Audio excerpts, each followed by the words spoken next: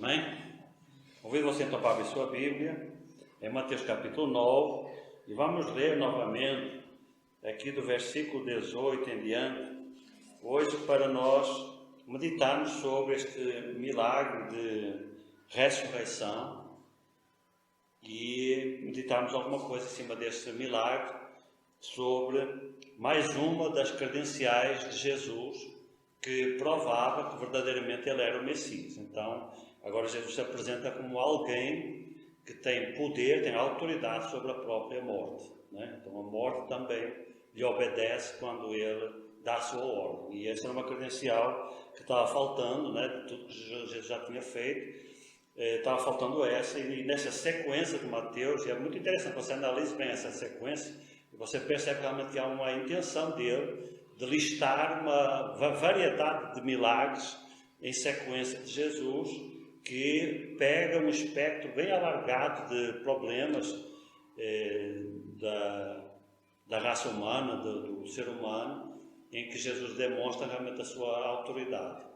E essas demonstrações de autoridade eram realmente as provas que ele verdadeiramente era o Messias. Então, ele está provando que ele foi enviado pelo Pai, que aquilo que ele falava tinha crédito, podia ser levado em conta, porque ele verdadeiramente era o Messias, e ele provava isso através dos milagres. Então, o versículo 18 diz assim: tendo-lhes ele estas coisas, eis que chegou um chefe e o adorou, dizendo: minha filha faleceu agora mesmo, mas vem e impõe-lhe a tua mão e ela viverá. E Jesus, levantando-se, seguiu, e ele e os seus discípulos. E eis que uma mulher havia já há 12 anos, padecia com um fluxo de sangue, chegando por trás dele, tocou a orla da sua roupa, porque dizia consigo: se eu tão somente o tocar a sua roupa, ficarei sã. E Jesus, voltando-se e vendo-a, disse: tem ânimo, filha, a tua fé te salvou. E imediatamente a mulher ficou sã. E Jesus, chegando à casa daquele chefe, e vendo os instrumentistas e o povo em alvoroço, disse-lhes: retirai-vos, que a menina não está morta, mas dorme. E riram-se dele. E logo que o povo foi posto fora, entrou Jesus e pegou-lhe na mão, e a menina se levantou. E espalhou-se aquela notícia por todo aquele país.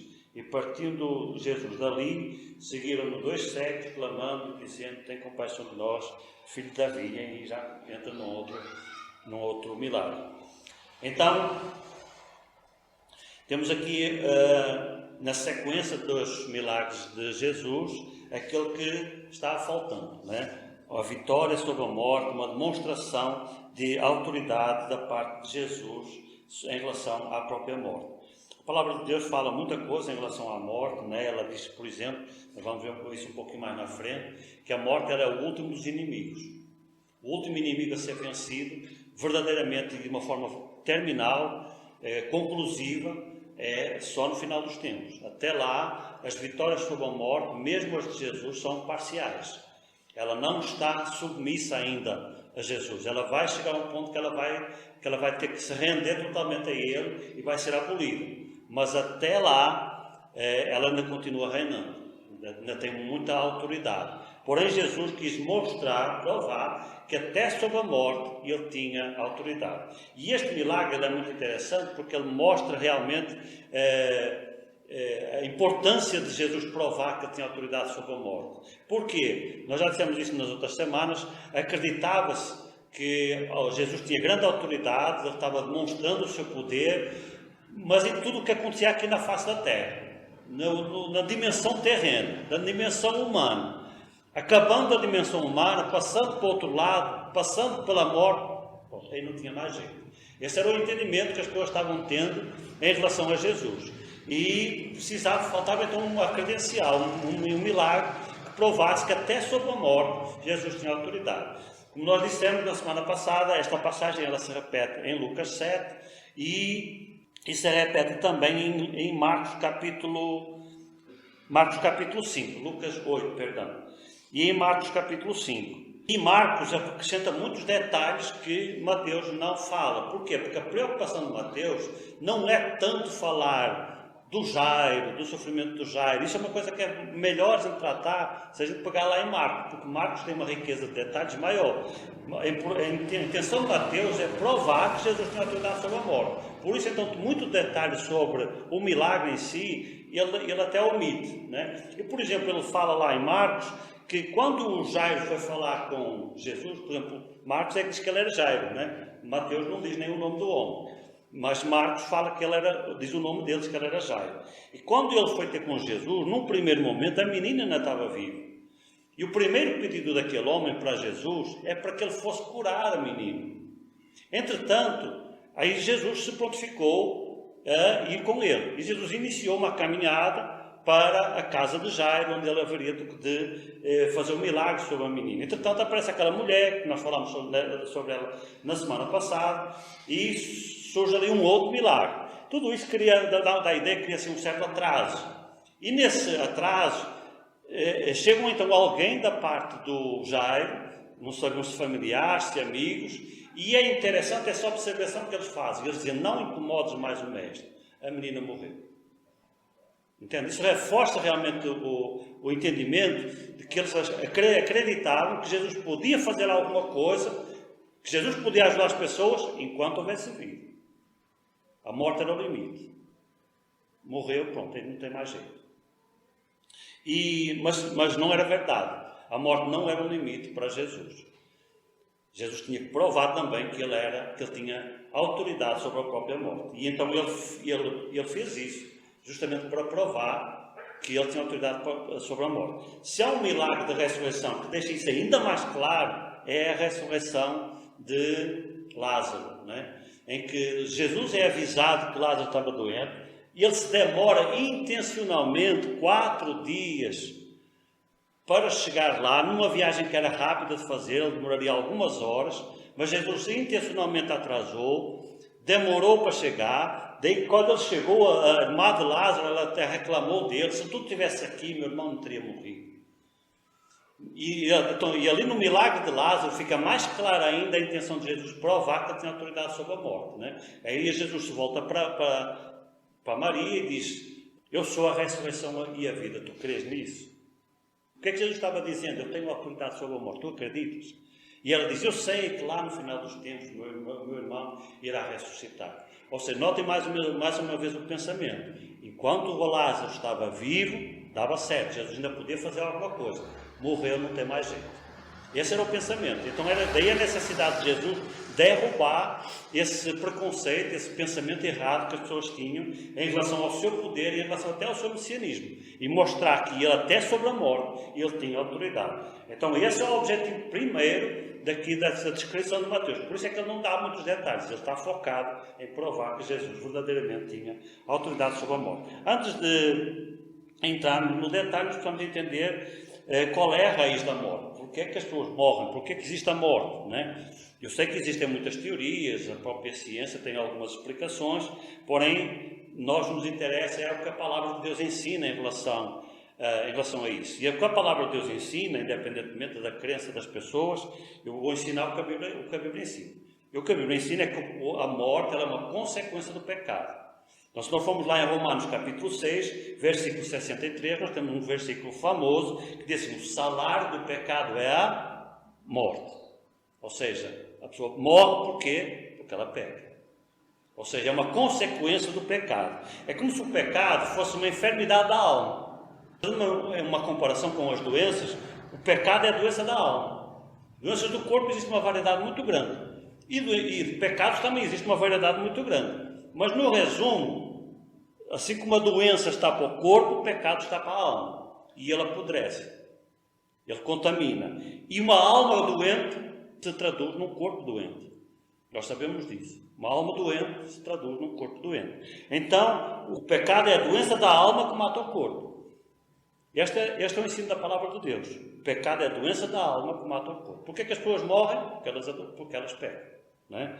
E então, reforçando mais isso ainda, também na carta aos Romanos, agora no capítulo 5, versículo 12, nós lemos o seguinte versículo, que eu chamo muito a sua atenção para ele. Diz assim: portanto, como por um homem entrou o pecado no mundo, e pelo pecado a morte, assim também a morte passou a todos os homens, por isso todos pecaram.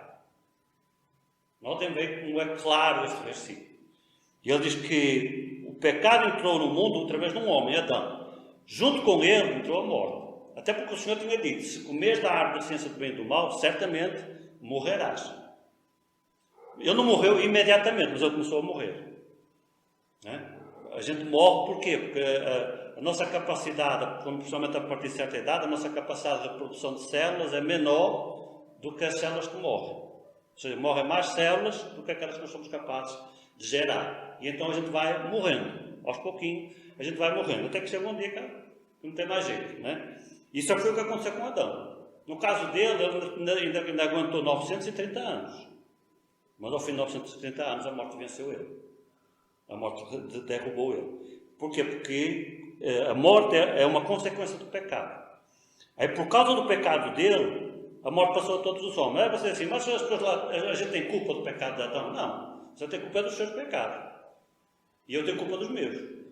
Eu não morro por causa dos pecados de Adão. Eu morro por causa dos meus pecados. O que passou de Adão para nós foi esse gênese, essa capacidade, essa tendência para ser desobediente, para ser rebelde em relação a Deus, em relação aos princípios de Deus, em relação à sua própria lei. E essa rebeldia traz junto com ela a mesma consequência que teve para Adão. Ninguém morre por causa do pecado do outro. Ninguém morre por causa do pecado do outro. A gente não morre por causa dos nossos próprios pecados. Nós temos a morte para a nossa vida com o nosso próprio pecado, né? Sabe qual é a primeira palavra que o neném aprende a falar? Vocês sabem qual é? Não é papai nem mamãe. É não. A primeira palavra que uma criança aprende é não. E você sabe por que ela aprende essa palavra primeiro que qualquer outro? Porque é aquela mais ouve. A palavra que ela mais escuta é não. É a palavra que nós mais falamos. Não é um símbolo da rebeldia. Não é? É Deus dizer faz assim e a gente diz não. Não é um símbolo de rebeldia. Não é? Por isso é que é a palavra que nós mais falamos. A palavra que mais é usada no nosso vocabulário é a palavra não. Por isso é a palavra que a criança aprende primeiro. É aquela que ela mais escuta. Entende? Que já é a raiz da rebeldia, que já nasce com ela, né? Mesmo sem a bichinha saber nem o que é certo nem o que é errado, mas aquela tendência já vem junto, né? Também na carta aos Romanos, uns versículos mais na frente, capítulo 5 também, agora no versículo 17, diz assim: porque se pela ofensa de um só a morte reinou por esse, muito mais os que recebem a abundância da graça e do dom da justiça reinarão em vida por um só, Jesus Cristo. O que é que ele está dizendo aqui? Ele agora avança um pouco mais. Ele agora está dizendo que é verdade, por causa da ofensa de um, a morte reinou. E reina até hoje. E vai continuar reinando. Jesus ainda não venceu a morte. Ela é chamada do último inimigo. Mas aqueles que recebem a abundância da graça, aqueles que recebem Jesus como seu Senhor e Salvador, e o dom da justiça, a dádiva da justiça, diz a palavra diz assim, reinarão em vida por um só. Então há uma promessa de vitória sobre a morte. Há uma promessa de nós reinarmos, não é reinarmos lá, a gente morre, vamos para o céu e lá a gente reina. Não é essa a promessa. A promessa é você estar vivo. Se você passar pelo vale da sombra da morte, Deus o ressuscitará, para você reinar em vida, com o corpo físico vivo. Essa é a promessa de Deus. Isso quer dizer vitória sobre a morte. Através de quem? De um só. Quem? Jesus Cristo. Então nós temos aqui Jesus já sendo nos apontado como aquele que é o vencedor sobre a morte e a garantia da nossa própria vitória sobre a morte. Nós também precisamos vencer a morte. O homem precisa, a raça humana precisa vencer a morte. Por isso é que por um homem entrou o pecado, mas por um ato de justiça feito por um homem, também um homem, quem era? Jesus Cristo, homem, reinou a justiça. Ou seja, a raça humana tinha que se redimir. Assim como a raça humana se apodreceu, se degenerou, também pela mesma raça humana, pela descendência da raça humana, também tem que vir a redenção. Né? Você nota que tudo isso faz muito sentido. Então, vamos entender que, antes de tudo, que o pecado e a morte eles não faziam parte do propósito de Deus para o ser humano. Deus não criou o homem para morrer. É por isso que até hoje a morte é para nós como se fosse um corpo estranho. Apesar de nós vivermos rodeados de morte por todo lado, todo dia morre gente. Se você quiser, todo dia você sabe de alguém que morreu. Tem gente que gosta de ir no jornal e vai ver aquelas páginas das pessoas que morreram. Como é que a gente tem esse prazer? Eu acho um prazer meio mórbido, né? Você ficar ali olhando quem é que morreu, né? Porque todo dia morre gente. Todo dia morre gente. A gente vive rodeado de morte. Mas você se acostuma com a ideia? Apesar de tudo, a gente não se acostuma com a ideia. Né? Se você pensar na sua própria morte, você sabe que ela vai chegar onde isso. Se Jesus não vier, ela um dia vai chegar. Mas é assim, uma coisa bem lá longe, né? Você não faz parte dos seus planos. Você se planeja para morrer? Ninguém se planeja para morrer. Porque a morte é um corpo estranho para nós. Apesar de vivermos há milhares de anos convivendo com ela, enquanto raça humana, e no presente a gente continuava convivendo com ela, a gente não se acostuma. Porque ela é um corpo estranho. Ela é algo que não faz parte do plano. Ela foi introduzida na vida do ser humano de uma forma externa. Não era para acontecer. Não foi para isso que nós fomos criados. Nós fomos criados para viver para sempre. Por isso é que a alma é eterna. O corpo vai morrer, mas a alma é eterna. Porque Deus nos criou para nós vivermos para sempre. Essa era a promessa de Deus para Adão, lá no jardim. Se ele fosse obediente, ele iria viver para sempre. Ele não ia sofrer com esse evento chamado a morte. Ele não ia ter que passar por ela. Assim como o pecado também não era propósito de Deus. Deus Deus não criou o homem para ele pecar. Deus criou o homem para ele viver sem pecado. Aí você diz, não, pastor, isso é impossível. Não dá para a gente conseguir viver sem pecado. Porque até quando a gente se esforça muito, a gente peca. É verdade. Porém, Jesus Cristo, o homem perfeito, ele veio provar que era possível viver sem pecado. E ele viveu uma vida inteira sem pecado. E na realidade, o mesmo que nos salva, também é o mesmo que nos condena. Por isso que a condenação, ela vem por Jesus Cristo também. Para aquele que rejeita. Assim como a salvação vem por Jesus Cristo para aquele que aceita, a condenação vem por Jesus Cristo para aquele que rejeita. Né? Você encontra isso muito, muito claro lá em João capítulo 3. Né? A condenação ela vem para aquele que rejeita. E por quê? Porque ele é a demonstração de que dava para viver a vida perfeita. Que ele viveu essa vida. Se ninguém tivesse conseguido viver sem pecado, ainda podia haver aquela desculpa, olha, ninguém conseguiu, Deus. Esse negócio aí de viver sem pecado não existe. Porque, olha, analisa bem, desde o primeiro homem até o último, se alguém conseguiu viver sem pecado. E Deus teria que dizer, realmente, é verdade. Houve aqui uma falha de fabricação. Alguma coisa não saiu certo lá da fábrica, porque o ser humano não consegue viver sem me desobedecer. Porém, Jesus Cristo veio derrubar essa teoria. Porque ele viveu a vida perfeita, a vida sem pecado, enquanto homem. E lá na carta aos Hebreus, diz que ele não tinha nenhuma vantagem sobre nós. Que ele estava sujeito às mesmas paixões, às mesmas seduções, às mesmas tentações. Porém, ele resistiu a todas. Não é que Jesus tinha assim, algo a mais que nós não temos, não é? Que o capacitava para que, na hora que veio uma tentação, eu disse, não quero isso na minha vida, não. Não, nem gosto disso. Não, ele tinha as mesmas tendências que nós temos. Ele tinha as mesmas tendências. Porém, ele sempre conseguiu colocar Deus em primeiro lugar e em consequência, ele venceu a morte. Então, a morte e o pecado não faziam parte do plano de Deus para a nossa vida.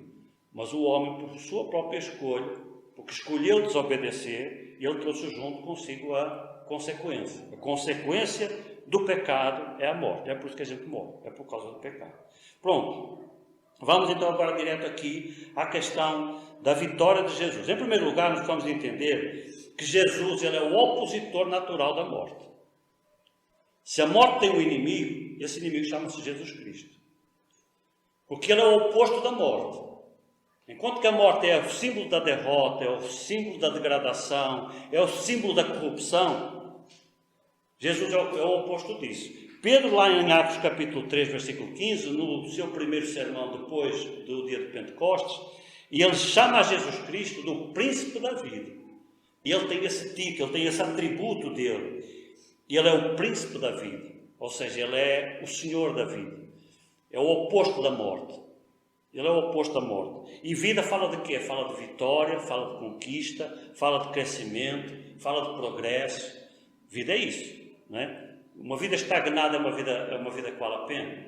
É uma vida que vale a pena, é uma vida que a gente tem sonhos, tem projetos, tem perspectivas. Isso é a vida, não é? A morte é o oposto disso. Existe perspectiva na morte? Existe sonho na morte? Entende a diferença, o contraste? A morte é o oposto da vida, porque vida não é só estar vivo, é viver com qualidade. E morte não tem qualidade, não é? Então Jesus, ele é a proposta da vida, em contraste total com a morte. Então, assim, temos aqui duas entidades que não jogam no mesmo time, não funcionam, não encaixam junto, elas não andam junto. Por isso é que a morte só conseguiu segurar Jesus por 3 dias, e porque essa era a proposta de Deus. Mas ao fim de 3 dias ele venceu, porque ela não tinha como lhe resistir. Jesus veio a esse mundo, entre outras coisas, com a missão de vencer a morte na sua própria vida. A própria vida de Jesus, ela era uma vitória sobre a morte. Nele estava a vida, diz lá João capítulo 1, versículo 4. Nele estava a vida, e a vida era a luz dos homens. Ou seja, para vocês entenderem que Jesus, ele é a encarnação da vida. Ele é o Filho de Deus feito homem, ele é a encarnação da própria vida. É a vida personificada. É o contraste da própria morte. Não tem como, não bate certo um com o outro. Já falámos lá sobre João capítulo 11, que é a ressurreição de Lázaro, e a conversa de Jesus com a sua irmã. E nessa conversa, Jesus diz para Maria: eu sou a ressurreição e a vida. Eu sou a ressurreição e a vida. Ele não diz, eu tenho o poder da ressurreição. Eu posso dar a vida. Não, ele diz, eu sou ela. Notem como ele personaliza a coisa. Ele é a própria vida. Então nós estamos a falar aqui de 2 entidades. Se a morte fosse gente, nós íamos ter 2 pessoas. Uma é Jesus Cristo, e no contraste de Jesus Cristo seria a morte. O oposto dele. Aí ele todo diz, eu sou a ressurreição e a vida. Quem crê em mim, ainda que esteja morto, viverá. Já temos Jesus, a promessa de Jesus da vitória sobre a morte. Então, Jesus é, em primeiro lugar, a oposição natural à própria morte. Em segundo lugar, ele veio para mostrar a sua autoridade sobre a morte. Então, Jesus, ele expressou grande compaixão pelo ser humano em todo o seu ministério. E nós já dissemos que todo milagre tem um lado humano, um lado afetivo também. Que Jesus, ao curar alguém, Jesus ao libertar alguém, Jesus ao dar escape de uma situação apertada, e ele estava com isso a expressar a sua compaixão por alguém que está sofrendo. Jesus nunca fez nenhum milagre por uma pessoa que estava bem. Jesus fazia milagres para pessoas que estavam precisando de ajuda, precisando de libertação, precisando de cura, precisando de algum auxílio da parte do Senhor. Porém, durante o seu ministério, Jesus apenas ressuscitou 3 pessoas. Ou seja, o milagre da ressurreição, ele foi presente no ministério do Senhor, mas apenas 3 pessoas foram ressuscitadas. 2 crianças e um adulto. A primeira ressurreição que Jesus fez, nós encontramos lá em Lucas capítulo 7. Nós já dissemos que Lucas é o que bota a ordem nos acontecimentos. Então, em Lucas capítulo 7, ele ressuscita o filho de uma viúva, moradora de uma cidade chamada Naim. Né? Então, o primeiro que ele ressuscita, o menino já estava no funeral, estava indo para ser enterrado, e Jesus pega o cortejo do funeral, aquela mãe chorando, viúva que tinha aquele único filho. Nós sabemos que isso tinha uma questão social, econômica, de sobrevivência junto, quando uma mulher que perdia o último homem que podia ser o seu sustento, o garante do seu sustento, ela estava arruinada, estava desgraçada, e aquela mulher vai ali chorando, e Jesus se compadece dela e ressuscita o menino no próprio funeral, já estava indo para ser enterrado. O segundo milagre de ressurreição, então, é a filha de Jairo, está em Lucas capítulo 8, que nós estamos vendo aqui, e o terceiro, Lucas não fala dele, somente João fala dele lá no capítulo 11, que é justamente a ressurreição de Lázaro, o seu amigo Lázaro, que tinha morrido, nesse milagre também muito marcante do ministério de Jesus, uma vez que ele deixa realmente que a morte aconteça. Ele permite que a morte aconteça. Ele podia ter evitado, mas ele não evita. porque ele queria se confrontar com a morte, né? E é nesse contexto que nós lemos o versículo mais curto da Bíblia, que diz assim, Jesus chorou. E é justamente quando Jesus chega junto ao sepulcro de Lázaro e se confronta com a morte e com as suas consequências, a sua desgraça, a sua ruína, né? A sua podridão. E Jesus se confronta com ela e vê assim, o que essa entidade consegue fazer na vida do ser humano. Como é grande a destruição dela, quanto ela consegue destruir, né? Jesus se confronta ali e se compadece. Quando ele não chora por causa da morte, ele chora pelas pessoas que eram vítimas dela, né? Que eram alcançadas por ela. Então, isso acontece lá, nós encontramos isso lá em João capítulo 11. Então, esta demonstração de autoridade, Jesus usa então esses 3 momentos para provar que ele tinha autoridade até sobre a própria morte. Então, nós encontramos 2 situações, uma menina que acabou de morrer, que é a filha de Jairo, um menino que já tinha morrido há algum tempo, já estava no cortejo do funeral, e o seu amigo Lázaro, que já tinha morrido há 4 dias. Ou seja, nós encontramos 3 estágios diferentes da morte, né? Uma morte que acabou de acontecer, e nós sabemos que dentro da cultura judaica, a morte, eles não tinham muita tecnologia como nós temos hoje para comprovar a morte. Uma morte cerebral, por exemplo, em que a pessoa, os órgãos ainda estão batendo, mas o cérebro já apagou, né?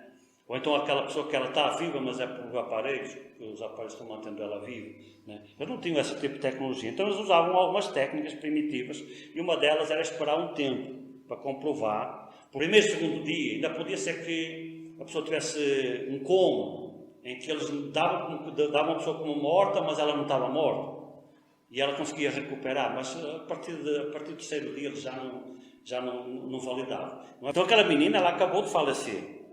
Então alguns podiam dizer assim, não, ela não estava morta. Ela talvez tivesse tido um mal súbito, alguma coisa assim, que a menina apagou, mas ela não estava morta.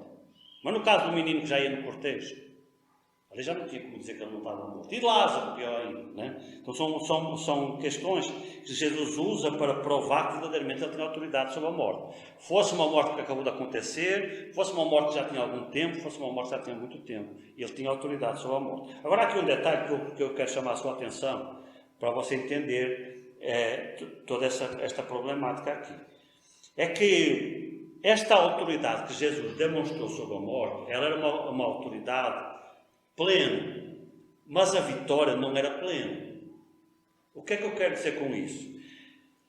Aquelas pessoas que Jesus ressuscitou, elas estavam mortas, Jesus usou o seu poder, a sua autoridade, repreendeu a morte teve que soltar suas amarras, libertar aquelas 3 pessoas que receberam essa ordem de Jesus, e as pessoas voltaram à vida.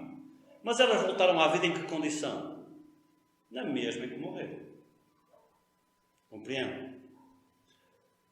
Essa menina aqui, ela estava doente e ela foi ressuscitada. Nós já dissemos que ela foi ressuscitada curada. Nós temos aqui 2 milagres.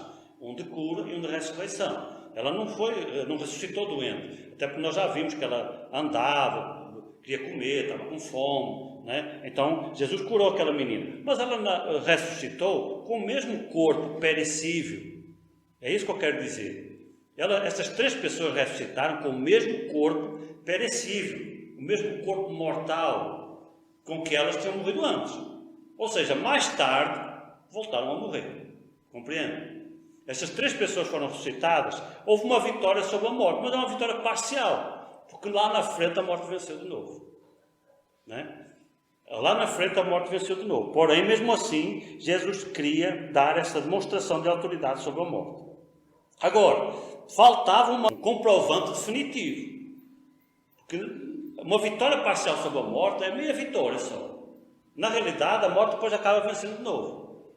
Porque Jesus ressuscitou Lázaro. Lázaro viveu mais uns anos, não sabemos quantos. Mas um dia ele morreu de novo, né? Então, ou seja, a morte acabou vencendo. Então Jesus precisava provar que ele tinha uma autoridade definitiva sobre a morte. Porque essa autoridade é realmente a que vale. A que conta, a vitória final sobre a morte. Nós já dissemos que a morte não está vencida.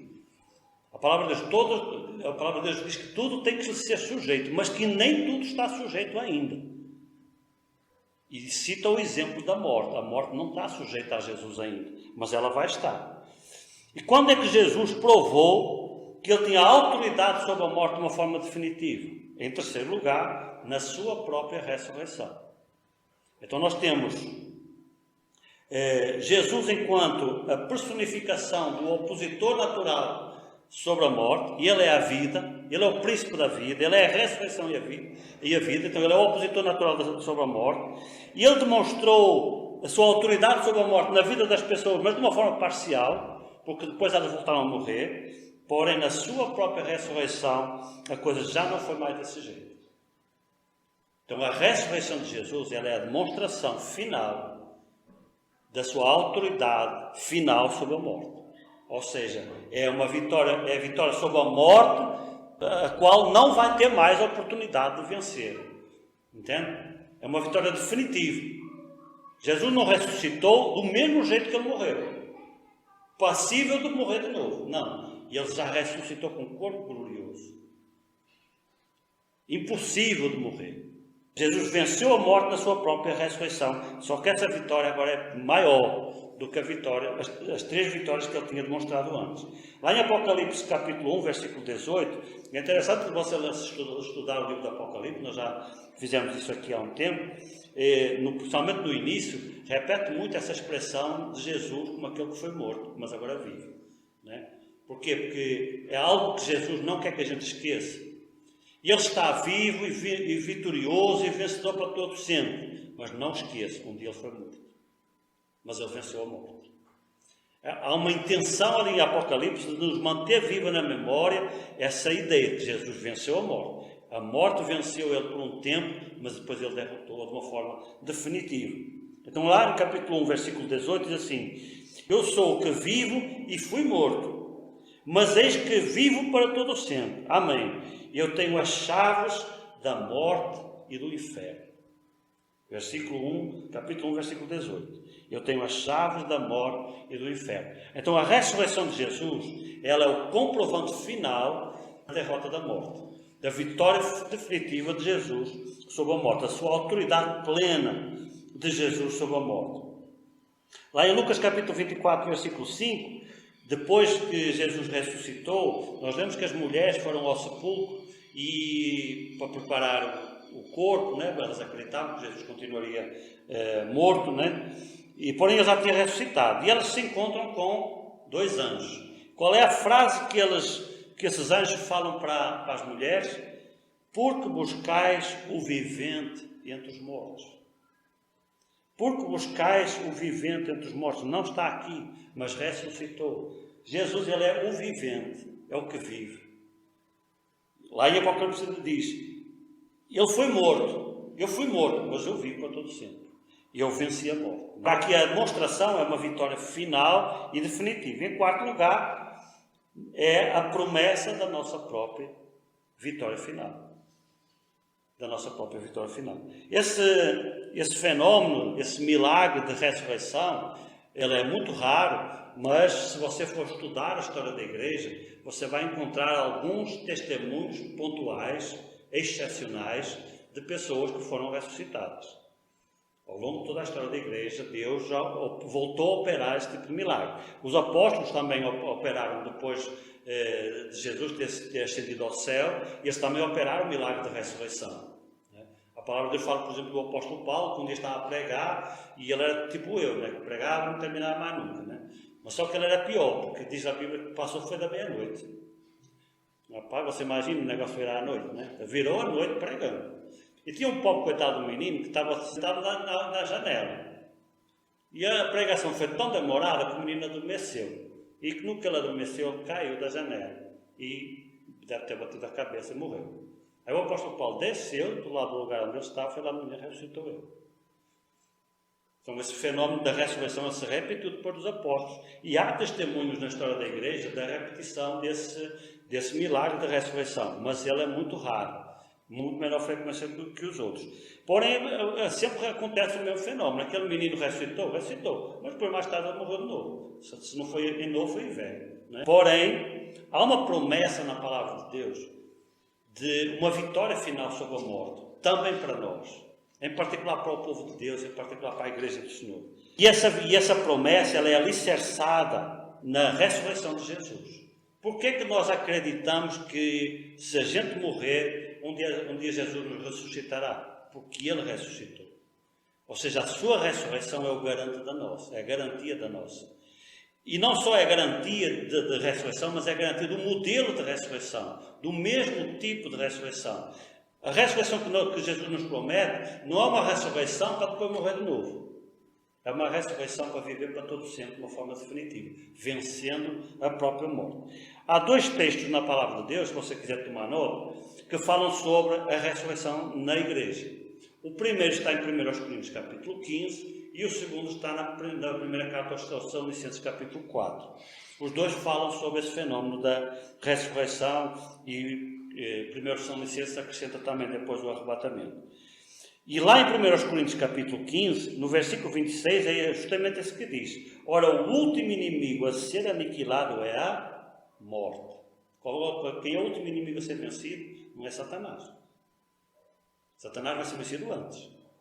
O último inimigo a ser vencido é a morte.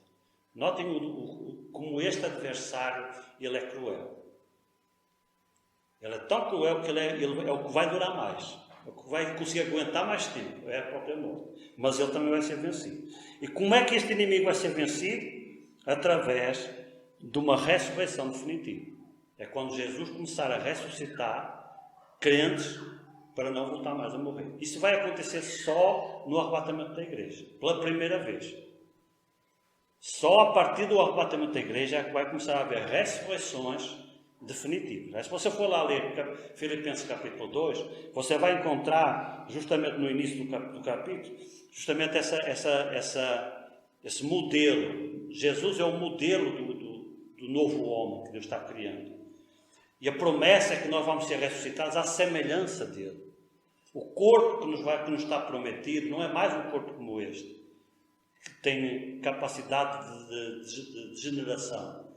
É um corpo que não degenera mais. É um corpo glorioso, um corpo definitivo.